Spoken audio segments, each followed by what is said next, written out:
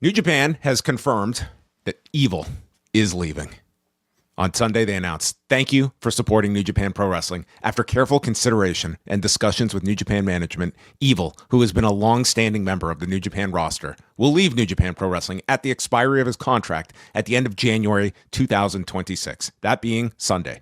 We apologize to fans for the sudden nature of this announcement. New Japan Pro Wrestling wishes Evil the very best in his future activities." Okay, switching it up. Yeah. Future Endeavors. F them. We hope you have some fun activities to come.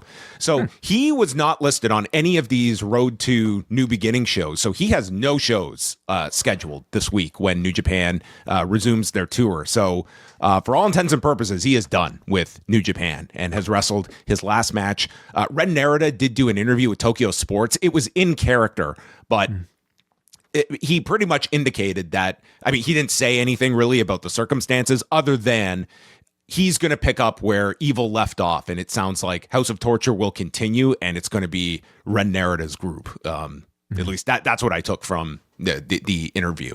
But he's the one facing Aaron Wolf, and he transferred all of the heat onto Aaron Wolf. That Aaron Wolf ruined Evil's last set of matches by beating him at Wrestle Kingdom and taking away his championship. So now Narita is going for revenge in Osaka at New Beginning in a couple of weeks. So don't worry. The House of Torture is going to be, the house is in order. They will be stronger than ever. Okay. Yes. I mean, just talk about Narita. We are talking about the ascension of this new generation of guys, and as much as I think people would rather see him out of this group and out of this gimmick, I mean, it is still an ascension. He gets to now, again, if it is confirmed later on that he gets to lead a stable and perhaps get a bigger presence on the show. So we'll see how he does. With the way like New Japan, like these announcements, come about. I mean, It really does like call into question like how late they know about these departures. I mean, if they did, would they not have maybe made a bigger deal about putting all of this onto Aaron Wolf, or at least made a bigger deal out of that Wrestle Kingdom match to frame it as some sort of like loser leaves or something like that?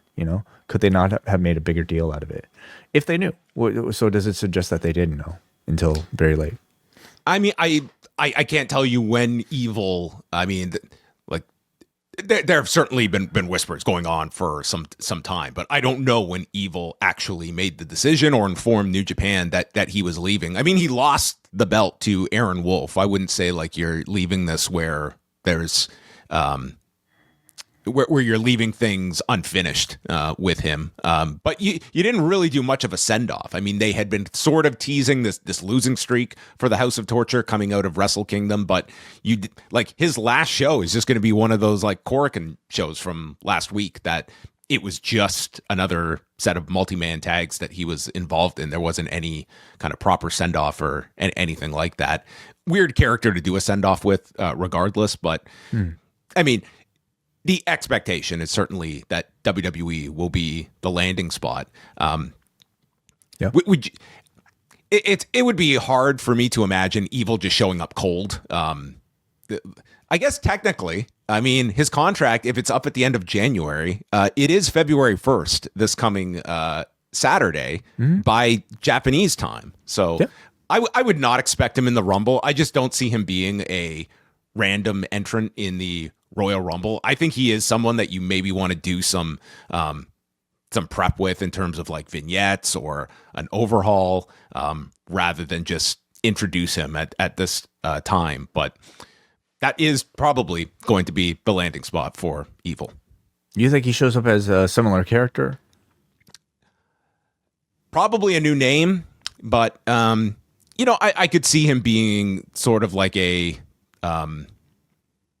like similar. Yeah. Like I don't imagine he's going to be doing a whole lot of promos and stuff. I don't know what the fit is going to be like in WWE. Well, let's see.